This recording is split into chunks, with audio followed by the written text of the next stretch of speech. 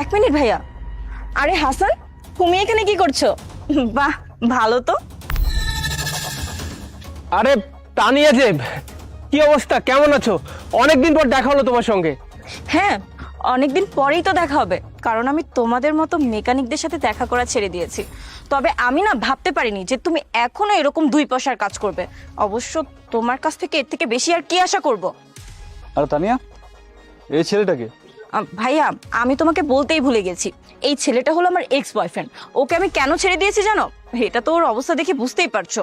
এই কারণেই আমি ওকে ছেড়ে দিয়েছিলাম, না হলে কি ওর মতো দুই পয়সার মেকানিককে আমি আমার বয়ফ্রেন্ড বানিয়ে রাখবো? খুব ভালো কাজ করেছিস, একদম সঠিক সময় সঠিক ডিসিশন নিয়েছিস।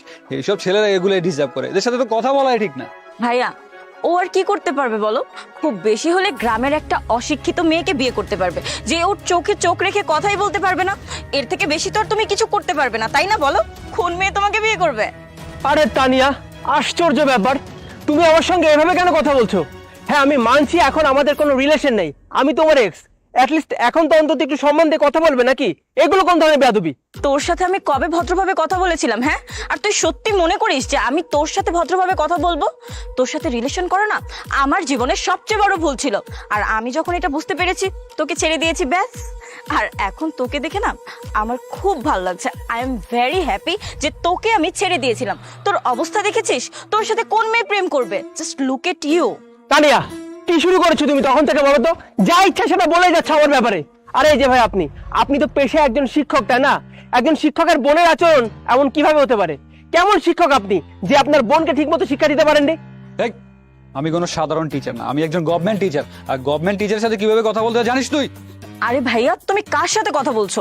বাদ দাও তো। ওরা কি কখনো লাইফে সেটেল হতে পারবে যে তোমার ইম্পর্টেন্স বুঝবে? তখন থেকে তুমি আর তোমার ভাই আমাকে যেটা ইচ্ছা সেটা বলে যাচ্ছ। কি শুরু করেছো তোমরা বলো তো? হ্যাঁ, মানছি তোমার সঙ্গে আমার একটা সময় রিলেশনশিপ ছিল, কিন্তু এখন তো তোমার সঙ্গে আমার কোনো সম্পর্ক নেই। ন্যূনতম ভদ্রতা বলতে তো মানুষের মাঝে কিছু একটা থাকে, যেটা তোমার নেই। তোমরা দুজন তখন থেকে রীতিমতো আমাকে অপমান করে যাচ্ছ। আর এই যে তানিয়া, তোমাকে বলছি, আমি তোমার এক্স বয়ফ্রেন্ড হয়েছি তো কি হয়েছে? আমার কি কোনো সম্মান নেই নাকি? এই, তুই জানিস না যে সম্মান দিয়ে কথা বলতে হয় শুধুমাত্র বড়লোক মানুষদের সাথে? আর তুই তো গরিব, একটা সামান্য মেকানিক, তোর সাথে আমি সম্মান দিয়ে কথা বলবো? কখনোই না। তুই এর থেকে বেশি সম্মান কিভাবে আশা করিস? আমি তো তোকে এর থেকে বেশি সম্মান কখনোই দিতে পারবো না। কি কি এমন করে ফেলেছো তুমি তোমার লাইফে যে এত অহংকার করে কথা বলছো বলো তো? কারণ তুই হয়তো জানিস না, আমার ভাই একজন গভর্নমেন্ট টিচার আর আমার বাবা একজন গভর্নমেন্ট এমপ্লয়ার। আর আমাদের তো অনেক টাকা, এই টাকা যদি আমি সারা জীবন শুয়ে বসে খাই না, কখনোই শেষ হবে না। আর তুই এসবের কি বুঝবি? তুই হচ্ছিস সামান্য একজন মেকানিক, যে 2 টাকা ইনকাম করিস, খাস আর ঘুমাস। এই, আমার বোনের চিন্তা না তোকে করতে হবে না। আমি আমার বোনকে একজন গভর্নমেন্ট এমপ্লয়ি বানিয়েই ছাড়বো, আর তাকে একটা ভালো জায়গায় বিয়ে দিব, সেখানে যাতে ও রানীর মতো থাকতে পারে। সেটা নিয়ে তোকে চিন্তা করতে হবে না। আসছে আমার বোনকে নিয়ে চিন্তা কর। আরে ভাই, আপনারা দুজন অ্যাটলিস্ট আমাকে কিছু তো বলতে দিবেন নাকি? আপনারা সব সময় আমাকে না বুঝে এভাবে কথা কেন বলে যাচ্ছেন? আসসালামু আলাইকুম স্যার। ওয়ালাইকুম আসসালাম। স্যার কেমন আছেন স্যার? স্যার ওদের সাথে কি পরিচিত হয়েছেন? স্যার ওরা হচ্ছে আমার ছেলে মেয়ে। বাবা, তুমি কি পাগল হয়ে গেছো? তুমি সামান্য 2 টাকার মেকানিককে স্যার বলে ডাকছো? এই, তুই কি পাগল হয়েছিস নাকি? হ্যাঁ, পাগল হয়েছিস? তুই জানিস উনি কে? উনি হচ্ছে আমাদের ল্যান্ডলর্ড। উনি আমাদের সোসাইটিতে 4টি ফ্ল্যাট বুক করিয়েছেন। আর তাছাড়া জানিস ওনার সাথে আমার 15 লক্ষ টাকা কমিশনের কথা আছে। 15 লক্ষ টাকা। সরি স্যার, আপনি খুব ভালো একজন মানুষ, কিন্তু আমার মনে হচ্ছে না 15 লক্ষ টাকার কমিশনটা আপনি আর পাবেন। কারণ আপনি আপনার এই শিক্ষক ছেলে আর আপনার এই অহংকারী মেয়েকে ন্যূনতম শিক্ষাটা দিতে পারেননি। তারা দুজন মানুষকে যেভাবে অপমান করে কথা বলে, তাতেই বোঝা যায় যে আপনি তাদেরকে ঠিকমতো মানুষ করতে পারেননি। আরে ভাই, তুমি তো দেখছি রাগ করে ফেলছো। আরে আমরা তো তোমার সাথে মজা করছিলাম, আসলে আমি দেখছিলাম তুমি কেমন ছেলে। হ্যাঁ, ভাইয়া তো ঠিকই বলেছে, আমরা সত্যিই মজা করছিলাম। এই জন্য তুমি বাবার 15 লক্ষ টাকার ডিল ক্যান্সেল করে দেবে? এটা কি হয় নাকি? Please, I am so sorry. আচ্ছা, তুমি কি এমন কাজ করো যে আমার বাবা তোমাকে স্যার বলে ডাকছে? আমি কি করি তাই তো? আমার না রিয়েল এস্টেটের বিজনেস আছে, তার সঙ্গে সঙ্গে আরো বিভিন্ন ধরনের 4 থেকে 5 ধরনের ব্যবসা তো আছেই। আর যে সোসাইটিতে তোমরা বসবাস করো না, সেই সোসাইটিতে আমার 4টা ফ্ল্যাট বুকিং দেওয়া আছে অলরেডি। তোমার বাবা এসেছিল আমার কাছে, কিন্তু শুধুমাত্র তোমাদের দুজনের ব্যবহারের জন্য তোমার বাবার সঙ্গে আমি ডিলটা ক্যান্সেল করতে বাধ্য হলাম।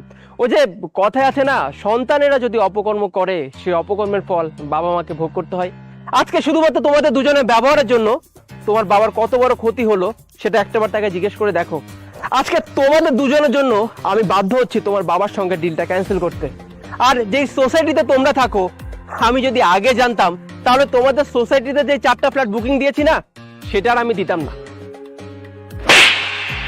তোদের কি আক্কেল জ্ঞান কিচ্ছু নেই? হ্যাঁ, বুদ্ধি জ্ঞান কিচ্ছু নেই? তোদের কারণে, তোদের বেয়াদবির কারণে স্যারের সাথে আমার এইসব হচ্ছে। স্যারের সাথে আমার ডিলটা ক্যান্সেল হতে যাচ্ছে। 15 লক্ষ টাকার ব্যাপার। হ্যাঁ, 2-1 টাকা না। Hasan, I am so sorry, please আমাদের জন্য তুমি বাবার এত বড় ক্ষতি করো না, আমাদের ভুল হয়ে গেছে। ইটস ওকে আঙ্কেল, কিন্তু ওকে এভাবে থাপ্পড় মারাটা ঠিক হয়নি। আপনার সঙ্গে আমার যা কথাবার্তা বাকি আছে না, সমস্ত কথা আমি অফিসে বসে বলবো। আপনি অফিসে চলে আসবেন। তানিয়া, তোর মাথায় কি কোনো বুদ্ধি নেই নাকি? হ্যাঁ, তুই জানিস উনি কত বড় বড় লোক? হ্যাঁ, তোদের কারণে আজ আমার এত বড় একটা লস হতে চলছে। 15 লক্ষ টাকার লস হতে চলেছে।